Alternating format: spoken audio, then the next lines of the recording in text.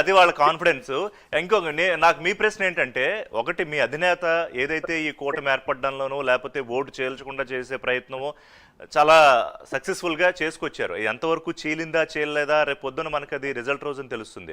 దానికి తగ్గట్టు మీరు ఏదో సీట్లు తగ్గించుకున్నారు, త్యాగాలు చేస్తారు, నన్ను నేను తగ్గించుకున్నానని కూడా ఆయన చెప్పుకున్నారు.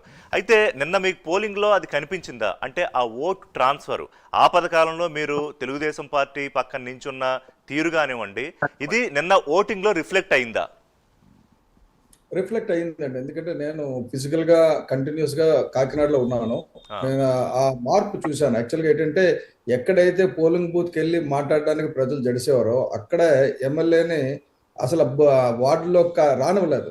అది దోరంపూడి చంద్రశేఖర్ రెడ్డి అతను రానివ్వలేదు. ఇందాక మోహన్ రెడ్డి గారు చెప్తూ విశ్వసనీయత అన్నారు కదా, విశ్వసనీయత అన్నది జగన్మోహన్ రెడ్డి గారు కోల్పోయారండి. ఎందుకంటే మద్యపాన నిషేధం అన్నారు, ఈయన నిషేధం చేయలేదు కదా, భవిష్యత్తులో కూడా నిషేధం లేకుండా మద్యపానాన్ని కలెక్టర్ ఆఫీసులు తాకట్టు పెట్టి 25,000 కోట్లు అప్పు తెచ్చాడు.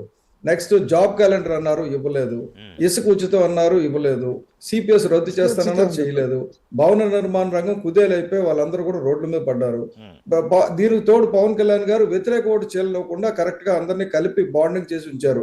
సొంతంగా నష్టపోయిన అంటే సమాజం గురించి త్యాగం చేయడం అంటారు కదా, అది. ఎందుకంటే ఇంకొకటి ఏమంటే వీళ్ళ భయం ఎక్కడ మొదలయ్యిందని చెప్పొచ్చు అంటే, ఋషి గారు పేరు పవన్ కళ్యాణ్, అది కూడా పవన్ కళ్యాణ్ అక్కడ పిఠాపురంలో ఎంపీగా తంగెళ్ళ ఉదయ శ్రీనివాస్ మా దగ్గర ఉంటే తంగెళ్ళ శ్రీనివాస్. పార్టీ పేరు జనసేన, జాతీయ జనసేన పార్టీ. ఇది ఎవరు చేశారనేది అందరికీ తెలుసు. అంటే ఎంత భయపడ్డారంటే ఆఖరికి ఎర్ర తుండు చూస్తే మెడలోని నిన్న గైరెత్తిపోయి గంగవరలు ఎత్తిపోయింది వంగ గీత. అమ్మ ఇది పార్టీ కండువా కాదు, నా తుండు, నేను మొహం తుడుచుకుని తుండు అంటే అది కూడా వద్దని.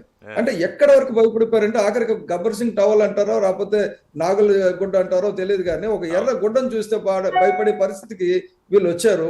బేసిక్ గా తిరుగుబాటు ఇప్పుడు కాదు ఋషి గారు, తిరుగుబాటు ఇప్పుడు అంటే స్థానిక ఎన్నికల్లో 2020లో మొదలైందండి. జ్యోతి నెహ్రూ గారు తెలుసు అక్కడ ఉన్నారు. అప్పుడు తెలుగుదేశం ఎందుకు చేయలేదంటే వీళ్ళు అరాచకాలకు భయపడి చేయలేదు, కానీ జన సైనికులు పూర్తిగా పైకి వచ్చి చేశారు. నేను చిత్తూరులో కడపలో ఉన్నా, ఇవాళ పులవర్తి నాన్నగారు ఉన్నారు కదా, అదే జరిగింది ఇవాళ. నేను ఇందాక మాట్లాడడానికి ట్రై చేస్తే ఆయన ఐసీలో ఉన్నారన్నారు, సరే తర్వాత మాట్లాడతాను అనుకున్నా.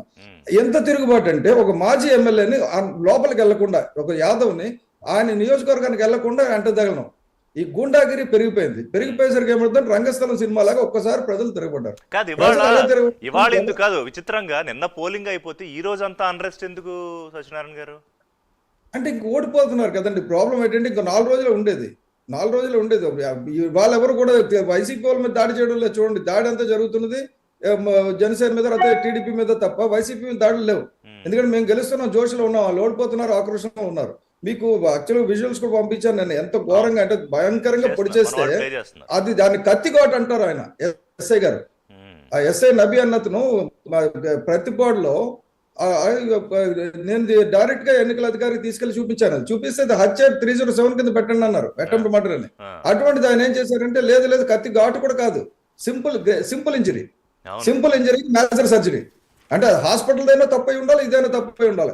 ఎంత ఘోరంగా చేశారంటే వీళ్ళు భయపడి కొన్ని అఘాయిత్యాలు చేస్తున్నారండి. కానీ కొద్ది రోజులు మరి ప్రజలు కూడా ఓపికతో ఉండాలా. నేను జనసేన పార్టీ శ్రేణులు కూడా, మీరు ఇందాక చెప్పారు నాయకులు పిలుపు ఇవ్వాలని, నేను జనసేన పార్టీ శ్రేణులకి డెఫినెట్ గా చెప్తాను.